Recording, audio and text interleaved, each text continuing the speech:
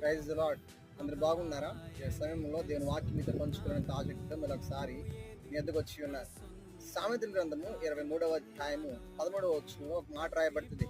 అతిక్రమము దాచిపెట్టువాడు వర్ధిల్లమబడునని, అలాగే వాటిని ఒప్పుకునివాడు కనికరమును పొందునని వాక్యం సెలవిస్తుంది. అయితే ఈరోజు వాక్యలాగా మనం చెప్పిన రీతిగా అనేక వారు చాలా మంది రహస్యమైన పాపాలు, రహస్య జీవితాలు చాలా మందికి ఉంటాయి. రహస్య జీవితాలు, రహస్య పాపాలు లేని ఎవరిని కూడా ఈ భూలోకంలో లేని వాక్యం సెలవిస్తుంది. అయితే వాటిని విడిచిపెట్టకుండా తన అంతనే పెట్టుకునేవాడు వర్ధిల్లమబడి పడడు.